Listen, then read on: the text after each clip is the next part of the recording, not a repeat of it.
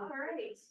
Well, thank you for coming today. I know it's the last full colloquium of the season. We have undergraduate student research presentations next Monday. But I know everybody's extremely busy, so thanks for taking time out of your schedules to come hear our own Dr. Joe Landers. So Dr. Landers got his PhD from the college, just so you know.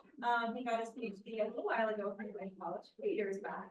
He's had a very cool career, including being the fiscal director for the Indiana Legislative Services Agency. So lots of really great practical experience in addition to academic experience. So he's going to present some of his research today. I'll turn it over to you. Thanks. I appreciate the chance to do this because I think it's interesting research, because this whole corporate tax rate reduction and a lot of the tax policy changes that were made in Indiana over the last 15, 20, 25 years. I was there for a lot of that, and this one in particular, I did a lot of the fiscal impact statements before I was the fiscal director, and then probably helped with some of them after I was the fiscal director. The other one thing I'll say is I'll give a shout out to Ivy Liu. She's my co-author on this. We've been working on this for about the last year.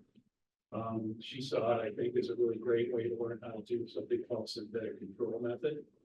But I hope she's learned a little bit about taxation too. She's done great work on this. So I appreciate being involved with her on this study. So let's see, I'm going to give you a lot of background on corporate tax just to get us to the results.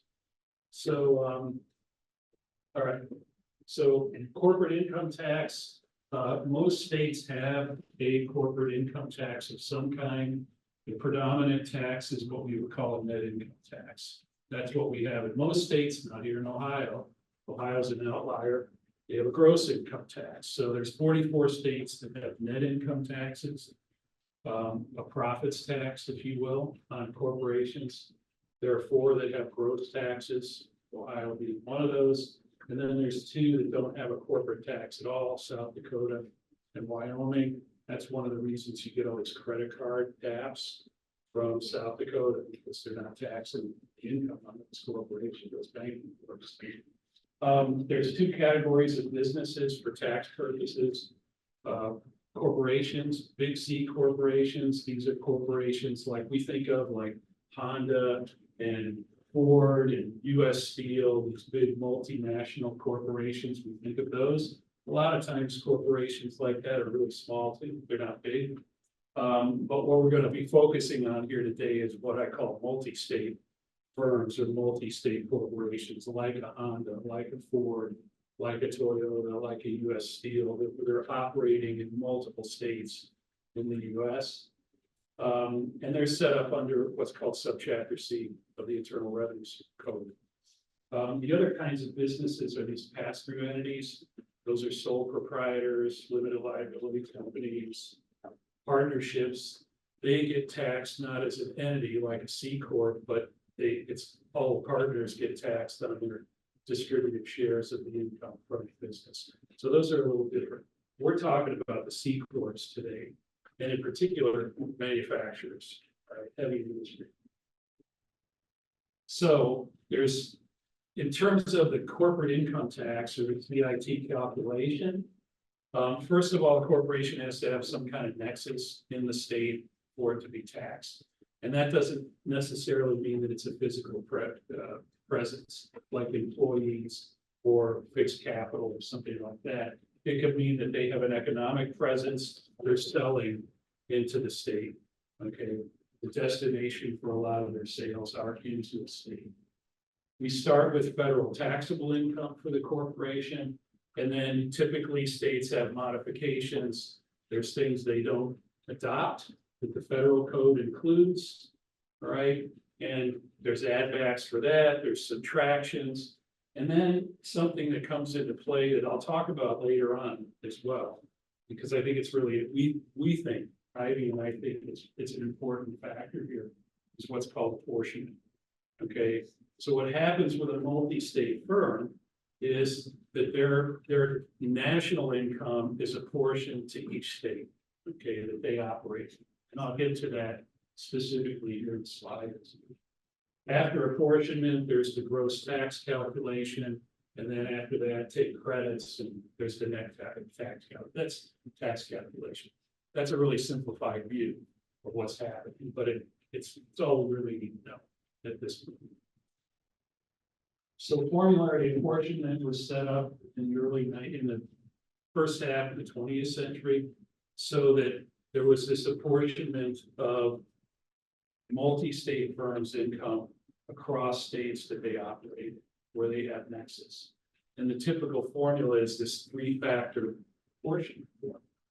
And what happens is a corporation's national income, for instance, within Indiana, is back in the old days, was apportioned based on a 3-factor formula. And that's the traditional formula. Equally weighted, 3 factors. One of them is their payroll, their property, and the sales within the state. Okay, so it's essentially just ratios of their property in the state relative to their national property, their payroll in the state relative to their national payroll, and their sales within the state relative to their national sales. Okay, and what's happened over time is a couple of things. One is that the sales factor. Let me put it this way, like a lot of tax policy, it starts out as something that is about tax calculation and ensuring that taxpayers are being taxed fairly within each jurisdiction, and then it kind of turns into an economic development scheme. Okay, and that's what's happened with the apportionment over time. And so over time, what happened as a sop to having industry within states, in particular manufacturers, the sales factor weight was increased. So a lot of states double weighted the sales factor.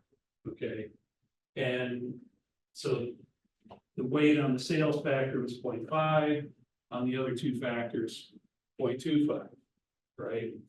Well, what ultimately happened in a lot of states was they eliminated the payroll and property factor altogether. And they went to something called single sales factor apportionment. So all income is apportioned to a state based just on the sales of the company within that state. Okay, so that happened in Indiana, but that's a little of a digression from the tax rate cuts, but it's an important part of this at the end of the day. So this is sort of tax policy change over time when it comes to big corporations, multi-state firms in Indiana. At the beginning of 2003, the state went from a 3-tax regime to 1 net income tax on corporations. It's kind of a mess. And they streamlined it and they went to 1 tax. Beginning in 2007, 2 things happened. One was at the local level, at the county level and the local level, the business inventory tax went away. All right, that was eliminated. Also, beginning in 2007, there was this 5-year phase-in of what was called single sales factor apportionment. Right, and over 5 years, the payroll and the property factors were phased out. 2011, the apportionment change was fully phased in, and then in May of 11 was the first set of rate cuts for corporate entities was enacted. Okay, and those were set to go in effect July 2012. So basically, they were authorized in 2011 during the legislative session. They went into effect in July 2012. There was a second set of rate cuts that were then authorized and scheduled in March 14. And then there was also something called throwback rule, which is also deals with the apportionment formula, and it has to do, frankly, getting rid of the throwback rule reduces essentially the tax base of a firm within your city. Okay, and I don't want to get too deep into that because it gets a little arcane. And I don't think it's really that important for our purposes. But you can see there was a lot of tax policy changes for corporations. The centerpiece, if you can call the center, if you can figure one out, Probably the two are the apportionment change and then the rate reductions. Okay, and those were phased in, let's see. Come on, yeah, so these were two rate reduction schemes. They were basically, we phased in a rate reduction from 8.5% to 4.9% over about a 10-year period. Okay. What was the reason for it? Well, it was on the heels of the Great Recession. Manufacturers wanted lower taxes. Legislators, policymakers, and the like wanted Indiana to be in a better competitive situation to compete for economic development. So it was for several things: improving the state's competitiveness, spur investment in employment generally, especially after the Great Recession. And then it was a real focus on manufacturers. A lot of the tax policy in Indiana over the last 20 years has been about manufacturing. The thing you have to understand about Indiana is, as a percentage of GDP, they're one of the two or three highest, if not the highest, in terms of manufacturing relative to GDP in the state. So it's a really concentration, high concentration of manufacturing in that state, and they're competing with a lot of other states that are the same way, right around Illinois, Ohio, Michigan, Pennsylvania, not too far away. So there's a lot of competition for investment in those states. The literature, there is some literature on corporate taxes and their impact on employment, their impact on capital investment, their impact on manufacturing jobs in particular. Generally, what the findings are is, one, the rate obviously is inversely related to economic activity. Okay, that's obvious. So states with lower rates systematically, controlling for a lot of other factors, systematically have more investment, more employment, in particular in manufacturing, than states with higher rates. Okay, controlling for a whole lot of other factors. Right. Another one is that some of the studies have found that rate hikes, when they actually specify in the models dummies for a rate hike in a state, these are panel studies basically, or a rate cut. Rate hikes have a negative impact on employment, on investment. Rate cuts, the opposite, but rate hikes have a bigger impact than rate cuts. Okay, and they really don't have much of a lag effect. You know, the effect is immediate, and then that's about it. There's not continuing sort of increasing effects or anything like that. The last one is, and I'm coming back to this, apportionment has an impact. Okay, that whole movement to go to single sales factor was pretty much as a result of one study by a guy named Austin Goolsby, okay, at the University of Chicago. He's an economist there. He was the head of the economic advisors for the Obama administration. But he and another guys did a really significant study and found that the apportionment formula had a really significant impact on manufacturing employment, and in particular, what they call the payroll burden. So it was basically the interaction of the payroll factor weight and the tax rate. Okay. But what they found when they specify those things in models separately is tax rate, not so much. It was the payroll factor that really had a big impact. And the thing about the apportionment formula, I'm doing more presentation on that than anything else at this point. What's important about the apportionment formula is those three factors ultimately it creates an excise tax. That's ultimately what it is. Each factor plus the tax rate ultimately is an excise tax on the firm's property, on the firm's payroll, on the firm's sales. Probably for this group might help with define excise tax. Okay, so an excise tax, for me, an excise tax is typically something, it's a tax, it's not a general tax. It's a tax that applies to one type of commodity, one type of product, one factor of production. Okay, So, for instance, we have a general sales tax, 5.75% or 5.25% on everything, okay? Whereas then we have excise taxes on gasoline, we have excise taxes on tires, alcohol, marijuana, cigarettes, all of that. I don't know if I want to go into the, typically they are a unit-based tax and not a ad valorem tax. I won't go any further, but that's an important distinction, yeah. So anyways, this apportionment formula again sort of sticks its head up. And becomes kind of a significant thing, okay?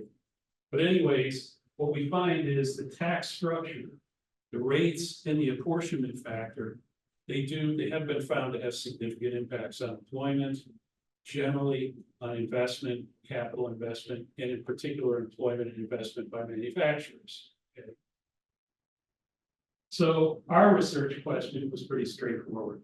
Did these rate cuts, or at least the potential, at least the beginning of a long-term cut in rates, did that have an impact, a positive impact on manufacturing employment in Indiana? And I guess, why were we interested in it? Well, that's why it was sold. That's how it was sold to the public and to the policymakers. This is going to help. Okay, in particular, it's going to help manufacturers because that's what we're all about. Okay, and I'm not saying that negatively, I'm just saying that was what was important. All right. Okay. So how do we do it? All right. So what we have here is really a case study. We have this one state that's made this pretty novel change compared to other states. All right. And how are we gonna really study that? Okay, and do it sort of in a systematic fashion, right? So we have a bunch of other states during that period of time from 2003 to 2018, essentially, that didn't change they had corporate income taxes, they didn't change their rates. Okay, well, we want to make comparisons. How do we pick which states to compare it with? Okay. We decided instead of trying to do some kind of interrupted time series analysis, which is problematic, has validity problems, trying to do some kind of panel data analysis. There are differences. We said, let's try this synthetic control. Okay, and so synthetic control method, it is regression based, at least the procedure we use. But it's a way of essentially estimating or creating a counterfactual, right? And it's a process by which you use other control units, whatever that is, in this case, states, you use information from those states to generate the counterfactual. And ultimately what happens is those states that you have a pool of states, or control states, in this case, you're going to ultimately create what's essentially a counterfactual. It's a weighted average of some of those states, right? So what we have is we have treated Indiana from 2003 to 2018. We want to create synthetic Indiana counterfactual. We have 23 states that had a net income tax on corporations from 2003 to 2018 that didn't change their tax rate. So ultimately, what we do is we use SCM, synthetic control method, to generate the optimal weights.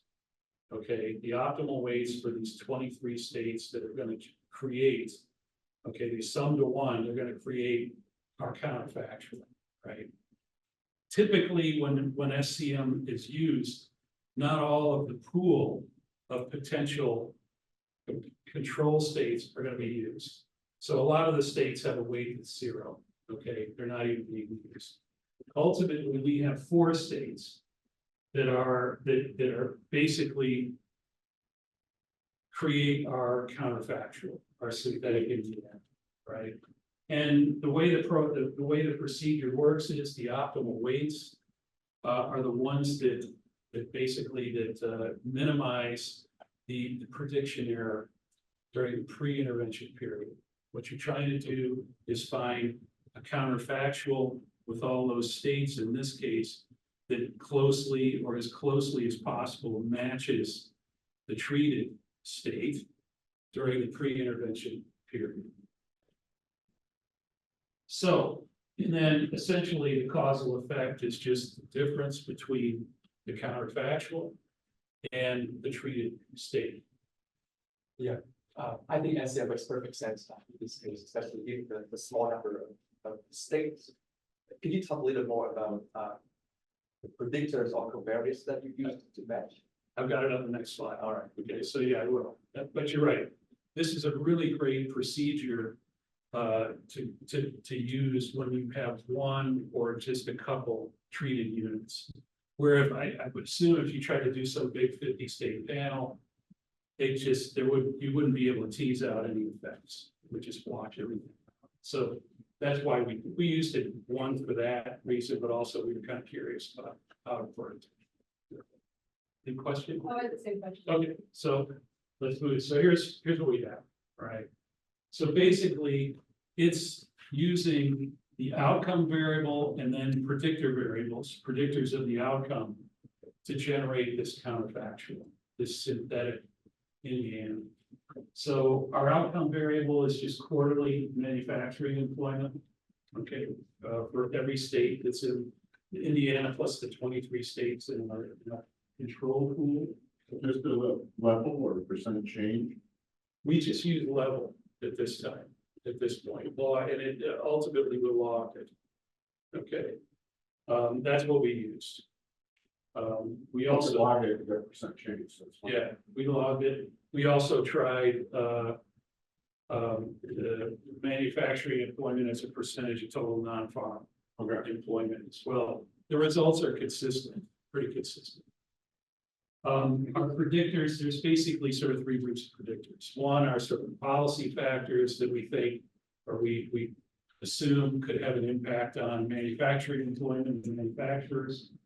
Another group is just demographic factors and then some economic factors that would affect employment in general. Okay. The other thing about this is another way of using SCM, or typically, is to use lags of the outcome variable as predictors as well. Okay, and you can actually run SCM just with the lags. But the recommendation is you should use lags, but also use some other predictors to kind of, in my sense, dial everything in. That's the way to dial in the model so that you get a good match during the pre-intervention period. Okay. And we did it on a quarterly basis, just we wanted to maximize our data points before and particularly before the intervention and also after. And the reason we started with 2003 was the corporate tax the regime changed in a significant way from 2002 to 2003. So it's basically started in 2003 with our pre-intervention series. The nice thing about it too is it's a way to do this with the data requirements can be relatively minimal. You're not setting up like you set up a 50-state panel. It's a lot of work. Okay, but this required not as much time as I thought. So this is our results for just log of manufacturing employment. We translated it back to employment levels, and so these are sort of our basic results. The graph on the left just shows you the difference between treated Indiana, the dark line, and the synthetic Indiana or the counterfactual, the dashed line. The right-hand side is just showing you a graph of the gap between the two. Okay. It's not unproblematic. Okay. We have the intervention in 2011, but you can already see that the trends are deviating before that, and in particular, the slope of the lines are are different. Before, coming out of the recession and before 2011. And frankly, that happens a year and a half before authorization and 2.5 years before they actually started to be implemented. Okay. So not unproblematic for us. We were like, hey, okay, we're not necessarily looking to get a significant result here. We want to find out what really happened. Okay. So this kind of leads us to believe maybe that the tax rates didn't have such an impact. Okay, at least something that was discernible to us using the eyeball test. There is sort of this, what I call kind of a pseudo inferential process or test for SCM. And this involves doing placebo runs to begin with. And so what you see in the graph is basically, it's the dark line is Indiana, it's treated Indiana. The other lines are placebo runs using the other 23 states, control states. And the placebo run is just basically running SCM for each of those states, with the intervention being in the third quarter of 2011. And the assumption is that they are not treated, they didn't get the tax cut. So basically, there should be no difference between actual placebo state and the placebo run. The assumption then is that those placebo runs, the results are just randomly generated. Okay, so it gives you kind of a distribution of random results that you can compare to some extent to the actual result of Indiana. Yeah. So while they're not treated, couldn't a company decide to move from Massachusetts to Indiana during this period? And so then you basically have treated Massachusetts with the Indiana policy, That's a good point. which is why you've got the downward slope on the yellow line, because there's like a substitution effect. Yeah, that was one of the reviewers' comments. Okay, we sent this off, it's reviewed, we're revising it to resubmit, but Yeah. that was one of the reviewers had a pretty interesting comment with respect to that kind of an impact. Do firms shop around like that? I mean, these firms that are the manufacturing jobs that are increasing in Indiana, are they coming from another state? I'm gonna say that these are big firms with a lot of property, a lot of fixed assets. I think more often than not, and this is what I've argued in the paper, or I'm gonna argue to the reviewers, is we're not talking about necessarily this company takes, like shuts down and moves to this state. It's more of Expansion within the new company. expansion, new investment, and what you're trying to do is attract that. Well, I've been in conversations with these companies. And frequently, well, every year they run pro forma analysis on each line. And they shift production based on pro forma results, so. Yeah. So it isn't like plants opening and closing. Yeah. But lines can close. Yeah. So I think the response to the reviewer is, there are internal decisions that show up in the data. That won't hit the news or anything like that, but it does reflect the rate of return. Yeah, I think that was the reviewer's question had to do with sort of spillover effects. And that's kind of what you're talking. And I think what Ned's saying is still a spillover effect, because they're because of Indiana's policy, right. their performance is gonna turn out differently, and That's they're right. gonna allocate more Yeah. jobs to. Yeah. Yeah. I'm sort of at a loss. Yeah, what do you do Yeah, about that's- it? I mean, maybe it's okay, because that's sort of the counter, it is the effect of that policy. Yeah, my response is, Yeah. was gonna be kind of that. Yeah. As well as, I don't know. What do you want it's me not to- per- it's not Yeah, perfect. this is- It's not perfect. Put in a footnote with your picture on like that. Yeah. I mean, that's kind of what I'm of the opinion, it's like, well, nothing's perfect. But it's still the Indiana policy's treatment. of that. Yeah. Right. Yeah, no, it's a good point, yeah. So, Lydia's. Sorry to backtrack just a little bit. How did you determine which covariates to include, and how did you know that you included in them? that's a good question, we had that from a reviewer too. The response to that is, it's it's the literature, okay, I don't want to go back. Right there, too far. It's some of the literature that we reviewed that had to do with the impact of corporate tax structural elements on employment. So some of it was that, and frankly, some of it is just arises from this right here as a, frankly, as somebody who was a forecaster as well, and I forecasted corporate tax and some of those economic variables and demographic variables were things that we knew could drive revenue and drive manufacturing. So It was not sort of like statistical test or anything that has been developed, at least as of yet, for this method to check, like, that you don't have too many covariates so that you have enough. I'd have to defer to Ivy on that. But it's Okay. different than what I think you're worried about, what Stefan talks about, putting too many controls in a regression. This is, I think you're just using this for the synthetic control to find, you're not using these predictors as Yeah. controls in your, right? You're using them to construct the synthetic. That's right, but I think you can run into problems if you have too many. There is caution about having too many predictors, but I don't know how many that is. And we actually, some of the predictors, that you see here, we added once we got the reviews. Okay, and then we took a couple out that actually improved the results. Okay. And that was more of, again, just kind of intuition on my part about what maybe we should do.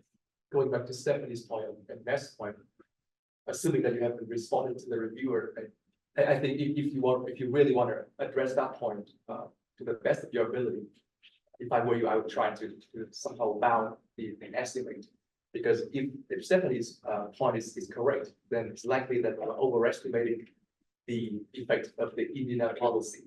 But the point is that I think you might have enough data to kind of have an estimate of how much overestimation it is.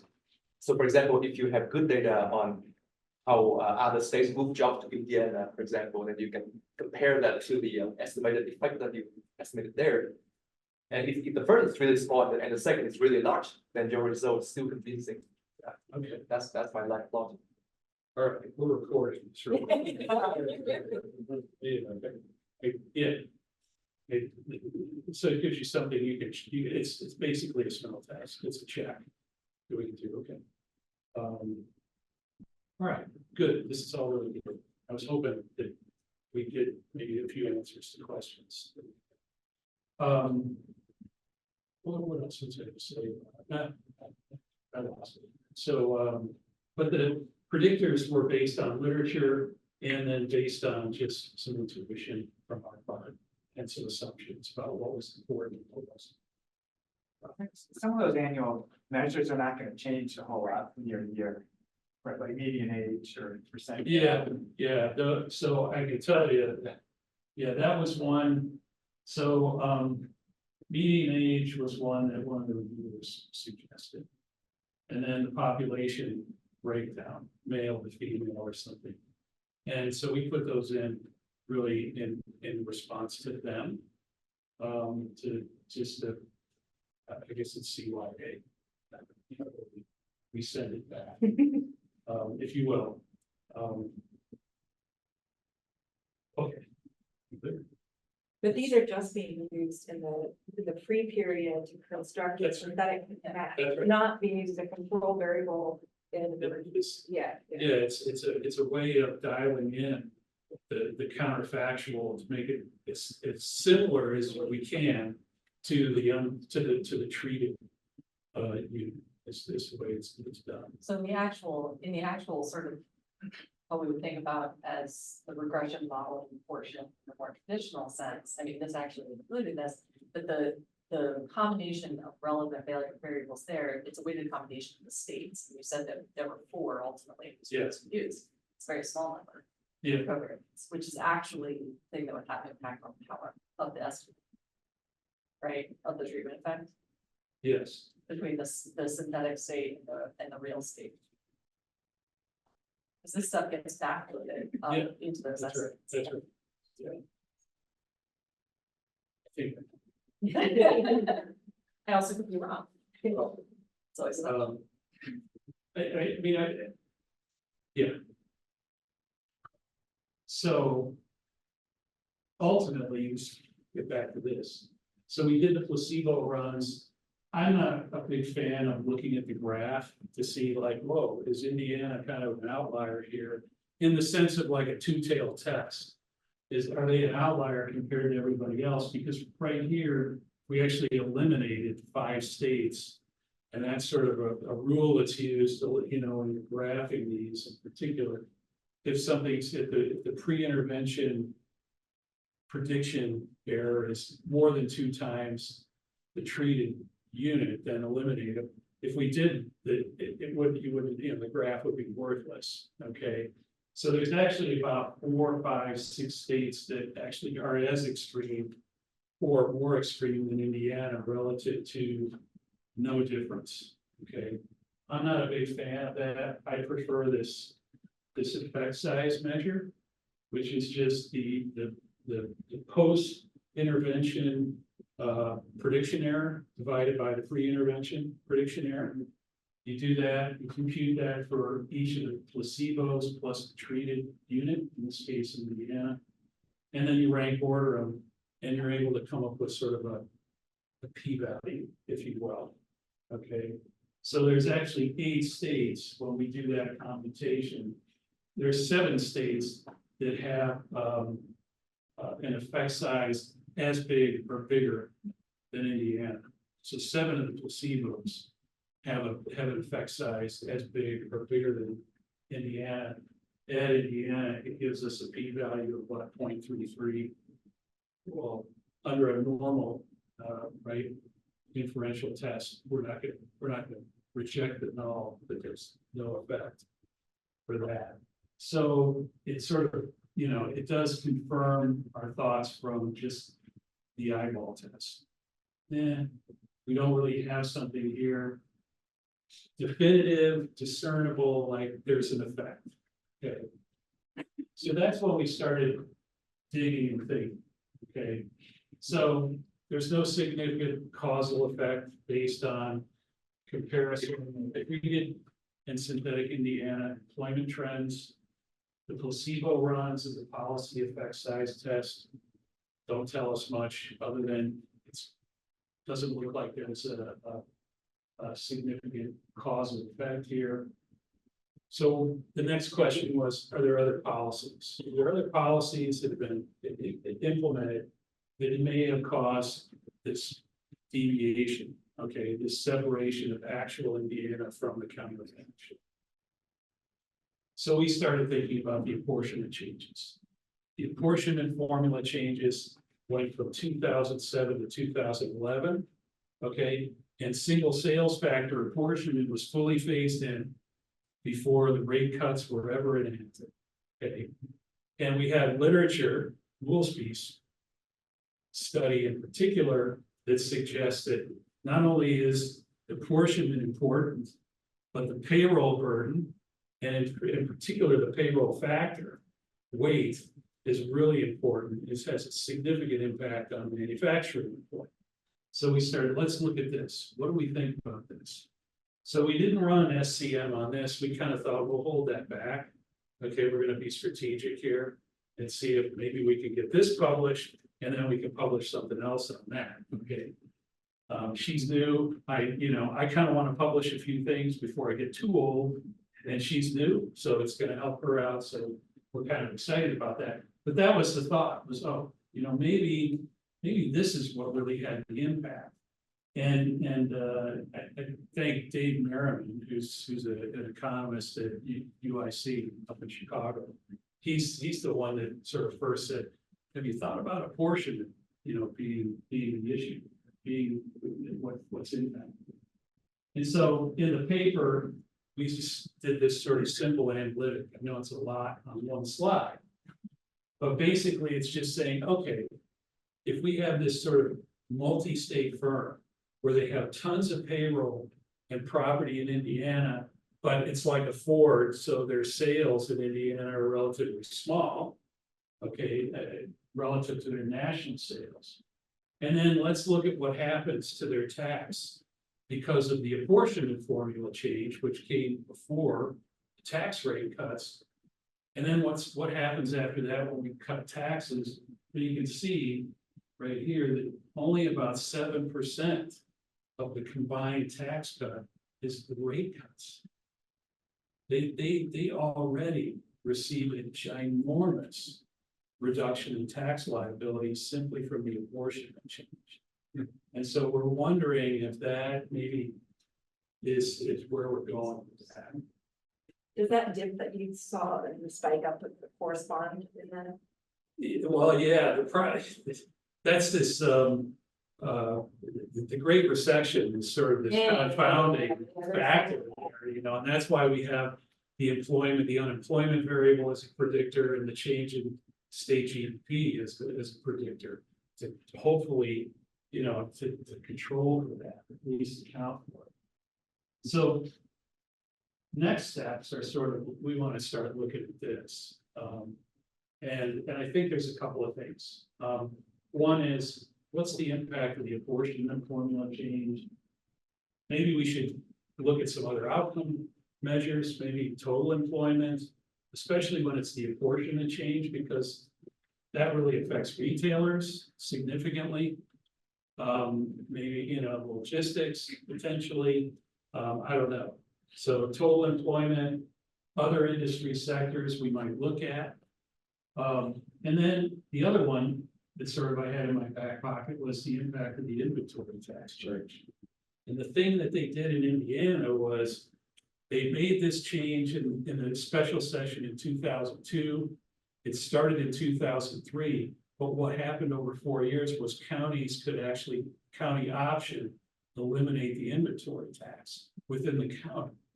So there were some counties that did it before the statewide elimination. So now I'm thinking, oh, that's kind of a natural experiment, isn't it? And we could actually just use counties in Indiana to analyze that instead of multiple states. Right? Does that make sense? Okay. I'm looking for not shaking heads, okay? So but the county tax cuts took place before the state cut showed up on the agenda. So what happened was, let's go back. You'll see this, it's from an analytical standpoint, it's a mess. Okay, Yeah. So January 03, they went from 3 corporate income taxes to 1 net income tax. Before that, what there was a gross tax and a net income tax. The corporation paid the higher of the two, and then there was this surtax, the supplemental net income tax that then they paid on top of that. It was a complicated system, so they went to 1 net income tax in 2003. And then we see the business inventory tax, it's repealed in 07, the beginning of 07 statewide. But from 03 to 06, counties could, on an optional basis, vote to eliminate the inventory tax within the county. And there were counties that did it during that period on an option. So we've got some variation there in terms of the policies that were enacted before there was this statewide elimination. I don't know. Jim, when you say they could vote to repeal, was it like the county commissioners could? That's right, yeah, the county board. Or, Yeah. Well, but at that point in Indiana, that's, you kind of had the land rush along all the interstates for distribution centers. I know, that's the only thing. So that's a different question altogether. Well, and I think that it's like, okay, the counties that actually adopted it, it's like this endogenous yeah, Right. crapola that goes on with tax policy. So that's something we would have to, because those boards would be, Yeah. it would be plugged in enough to Yeah. the bigger economic picture, to yeah, making strategic decisions. that's right. What's about the what- counties with tons of warehouses? And were they the ones that did it, or, you know, first, or Right. you know, so that's a little problem. I have another question about SEN. So I've been thinking about it for a project that I'm looking at, and so Indiana is the only state that had that change to the corporate income tax structure compared to the other 23 that were included in the dark. So, but I'm assuming that those other 23 states vary from state to state, even though they say constant time, they still vary from state to state in their own corporate income tax structure, right? So would that variation influence the model? So Yeah. like, cause I'm like, are those variations captured by the differences in the predictor, like the covariance that you included, or is that a concern? We had, well, one of the covariates was the sales factor. Okay, so we were trying to, we knew that was important. Okay, and so we tried to control for that with a covariate Okay, that dealt with, basically with the apportionment. then try to capture the policy. of that state. Okay. Yeah, I mean, that was the one we thought of. But you're right, I mean, we didn't do like some crazy analysis of all 23 states, like nothing was fixed. Other than rate, and then we accounted for any changes in apportionment. The apportionment form might have happened with one of the predictors. Okay. It's a good question, yeah. So the comparison states, those 23 comparison states could have been changing their apportionment practices during the It could have, yeah, post the treatment Yeah. period. yeah, but one of our predictors was the sales factor weight, So so, that would have been in the pre-period. yeah. Yes, that's right. So if they're And it doing could have stuff in been- the yeah, post period, Yes, yeah, that's true. They could have been in the post period. is there any way to try it? I mean, if the reviewers aren't pushing you on this, then just ignore this, but is there any way to see if there's any of those 23 states that didn't adjust their apportionment? Yeah, we can. Or at least the yeah, 4, just focus on the 4 that are serving as Yeah, a match and yeah. dig in on those 4. I If think those 4 aren't changing their apportionment, Yeah. then I think that's the best idea, Yeah. is to look at that, but it's not something I looked at. We Yeah. just thought, well, let's just kind of try to account for it with a predictor, but you're right. That was the pre-intervention, the post-intervention, yeah, so that would be worthwhile to look at, yeah. Well, I'm not super familiar with this method, but following the logic of deep and deep medication, that should not be problematic, I think, because the assumption here is that if they were similar post pre-treatment, that we're assuming that they're gonna act similar post-treatment absent the.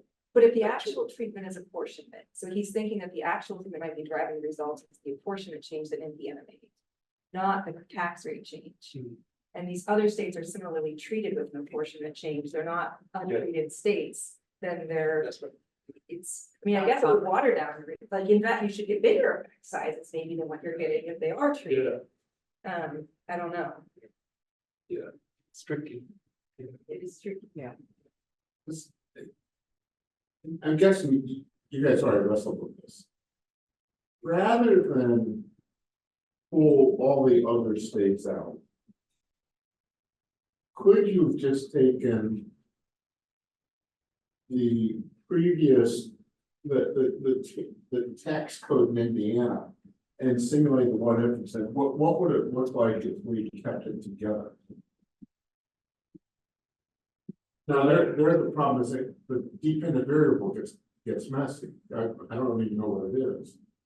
But could you have something that, because if you've got tax changes going on with all your other states that you can't control for it, it gets real opaque pretty quickly. So do you have something about what Indiana may have looked like if with an under the old regime versus the new, like do some like counterfaction state, kind of like the change in employment over time and kept that rate going forward or something like that? So it would be sort of like a hypothetical firm. Yeah, No, we didn't do that. I hadn't even thought about doing that, but.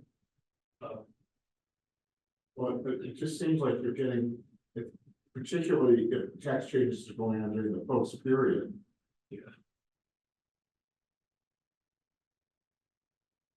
I don't know. We never considered just doing some sort of hypothetical. analysis. Another possibility. Andy Isserman did a couple pieces a while ago where was using propensity scoring to match counties. And he was looking at whether the Appalachian Regional Commission or the Mississippi Delta Commission made a difference. And so what he did was he matched counties with everything started, except didn't have the experiment. So I'm wondering if you might actually be better at this doing, counties in Indiana with matches, as long as those states. You're still gonna have changes going on the tax code. Yeah. But you'll at least have a higher end. I mean, yeah, I can see you doing that. In fact, I mean, one of the studies in literature is that's how they're estimating the impacts of different, changes in the corporate income tax rate. They're doing counties that are adjacent to one another, but in different states. I can see. Because during this whole time, states were changing all their business related taxes wholesale. Well, yeah, I know that. Yeah, I know. I mean, that's the, sort of the limitation I've thought about with this all along, which is, well, there's a lot going on. But, this was sort of the one way we could think of to do it it's sort of as a state in the aggregate versus, counties. So, I guess our aim, as I said, was one, I was interested in the topic. We were both interested in methodology. Right. And attacking the problem with it. Because it is growing in terms of its use as a way of analyzing and estimating policy effects. There's actually several economic development program studies using SCM. One was, I think, recently, in the recent year or two, published in economic development. Yeah. So we looked at it that way, and then my end is sort of from a practical standpoint, this might be something that people who are, that are in public service that need to turn something around relatively quickly that's informative, maybe not necessarily publication quality, the kind of work I used to do, the practical implications of using this could be really significant from my standpoint. So that's another reason we were looking to do this as well. So another way you attack this is if you've got three plausible but imperfect methods. Yeah. Right?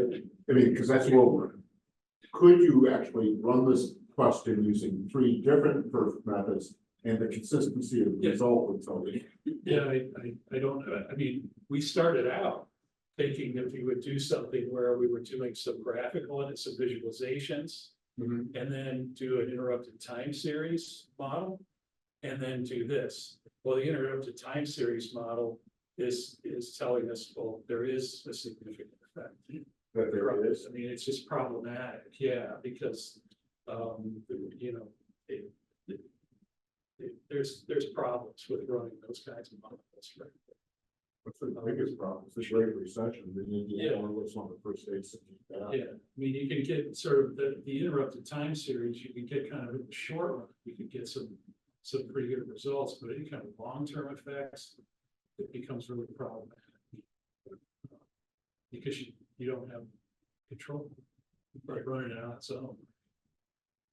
So we did start out with that, and then it was like, let's just do this one method. It makes more sense. Probably. Beyond the methods, the other problem is just a policy problem. Creating an employment is as easy as changing your tax policy, then the other states will do the same. Yeah, Right. yeah. And then is it just substitution, or are you actually growing the pie of manufacturing jobs in the country as a whole? Or are they just trading within each? I don't think we're doing that. I think we're just moving. We're just moving We're just around. moving stuff around. That's all we're doing when it comes to economic development policy. And that's my own opinion. So eventually this will be like from a policy recommendation standpoint, are you saying eventually there's no arbitrage, there's nobody that can benefit? Well, it's worse than, I mean, some of the literature talks about, I mean, the impact on expenditures too, if you. Pricing. Yeah. Yeah.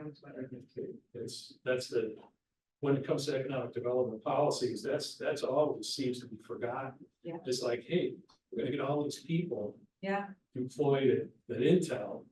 And two things always. So they're all great. Yeah. Two things always get forgotten. We don't. They're all gonna be Ohio, they're all gonna be Ohio people, which is not Wrong. wrong, that's wrong. Yeah. It's not gonna affect housing prices. And yes, there's no impacts Yeah, on people- housing or on government expenditures or anything like that, yeah. I think you have an important variable on this, Okay, what is it? right to work. Yeah, No, it's huge. I know, It's, Indiana did that as well. they did it right in the middle of it. That's good. And the whole problem is Michigan did it too, but nobody believed it. That is one I forgot. With the state regressions we've run on kind of production possibility frontiers. As long as you have to control for for temperature, but that's doable. And right to work ends up being a pretty big variable.